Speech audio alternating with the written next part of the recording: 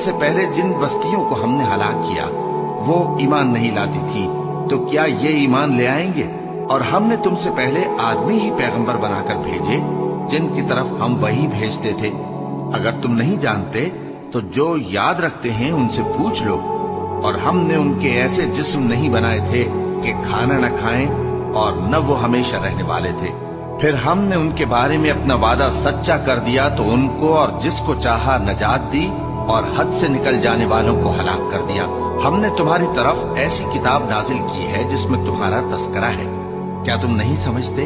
और हमने बहुत सी बस्तियों को जो जालिम थी पीस डाला और उनके बाद और लोग पैदा कर दिए। जब उन्होंने हमारे अजाब को देखा तो लगे उससे भागने।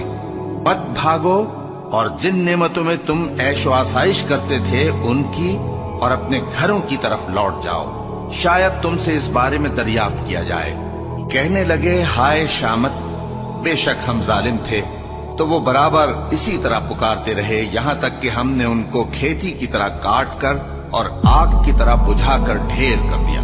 और हमने आसमान और जमीन को और जो मखलूकात इन दोनों के दरमियान है उसको खेल तमाशे के लिए पैदा नहीं किया। अगर हम चाहते कि खेल की चीजें बनाएं तो अगर हमको करना ही होता तो हम अपने पास से बना लेते। नहीं, बल्कि हम सच को झूठ पर खींच मारते हैं तो वो उसका सर तोड़ देता है और झूठ उसी वक्त नाबूद हो जाता है। और जो बातें तुम बनाते हो उनसे तुम्हारी ही खराबी है। और जो लोग आसमानों में और जो जमीन में हैं सब उसी का माल हैं। और जो फरिश्ते उसके पास हैं वो उसकी इबादत से न तकब्बुर करते हैं और न उकताते हैं। रात दिन उसकी तस्बीह करते रहते हैं, न थकते हैं न थमते हैं। भला लोगों ने जो जमीन की चीजों से बाज को माबूद बना लिया है तो क्या वो उनको मरने के बाद उठा खड़ा करेंगे? अगर आसमान और जमीन में अल्लाह के सिवा और माबूद होते तो जमीन और आसमान दरहम बरहम हो जाते। जो बातें ये लोग बनाते हैं तो अल्लाह जो मालिक अर्श है उन बातों से पाक है। वो जो काम करता है उसकी पुरसिश नहीं होगी और जो काम ये लोग करते हैं उसकी इनसे पुरसिश होगी। क्या लोगों ने अल्लाह को छोड़कर और माबूद बना लिए हैं? कह दो कि इस बात पर अपनी दलील पेश करो, ये मेरी और मेरे साथ वालों की किताब भी है और जो मुझसे पहले पैगंबर हुए हैं उनकी किताबें भी हैं। बल्कि बात यह है कि इनमें अक्सर हक बात को नहीं जानते और इसलिए इससे मुंह फेर लेते हैं। और जो पैगंबर हमने तुमसे पहले भेजे उनकी तरफ यही वही भेजी कि मेरे सिवा कोई माबूद नहीं तो मेरी ही इबादत करो।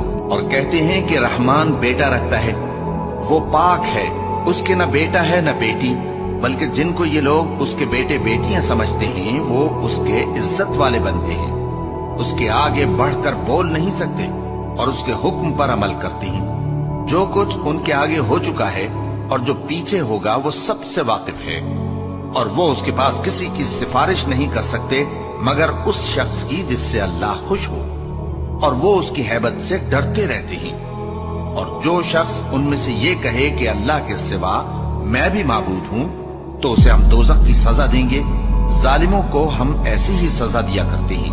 क्या काफिरों ने नहीं देखा कि आसमान और जमीन दोनों मिले हुए थे तो हमने उनको जुदा जुदा कर दिया और तमाम जानदार चीजें हमने पानी से बनाई।